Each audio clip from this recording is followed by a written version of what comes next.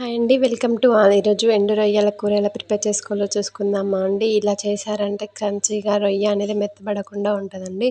ఇప్పుడు కొన్ని రొయ్యలు తీసుకొని స్టవ్ ఆన్ చేసుకొని ఇప్పుడు ఇవి బాగా ఫ్రై చేసుకుందాము. కలర్ చేంజ్ అయ్యే వరకు చూసారు కదండి. ఇలా కాగానే స్టవ్ ఆఫ్ చేసుకొని దీన్ని ఒక ప్లేట్లోకి తీసుకుందాము.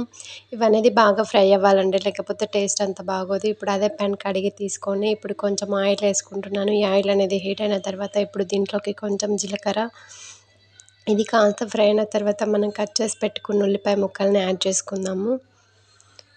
నా వీడియో నచ్చినట్లయితే లైక్ చేయండి, షేర్ చేయండి అండ్ మన ఛానల్ని సబ్స్క్రైబ్ చేసుకోండి. సబ్స్క్రైబ్ చేసుకోవడం వల్ల నేను ఏ వీడియో అప్లోడ్ చేసినా మీకు నోటిఫికేషన్ అనేది వస్తుంది. అలాగే మీకు ఏం వంట కావాలనో నాకు కామెంట్ చేయండి. ఇప్పుడు దీంట్లోకి కొంచెం కరివేపాకు అండ్ కొంచెం పసుపు యాడ్ చేసి ఇప్పుడు దీన్ని కాసేపు మగ్గనిద్దామండి. ఉల్లిపాయ ముక్కలు అనేవి కొంచెం సాఫ్ట్గా అయిందాక మగ్గనిద్దాము. ఇది కాసేపు అయిన తర్వాత ఇప్పుడు దీంట్లోకి 2 టమాటాలన్నీ కట్ చేసి పెట్టుకొని దీంట్లోకి యాడ్ చేసుకుందాము. టమాటా ఉల్లిపాయలు అనేవి సాఫ్ట్గా మగ్గాలి.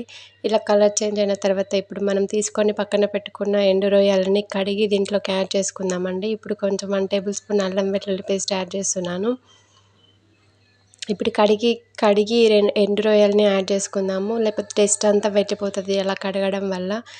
ఇప్పుడు ఈ రొయ్యలు అనేవి కాసేపు ఫ్రై అవ్వనిద్దామండి. ఇట్లా ఫ్రై చేసుకుంటే రొయ్య అనేది మెత్తబడకుండా కొంచెం గట్టిగా ఉంటుంది.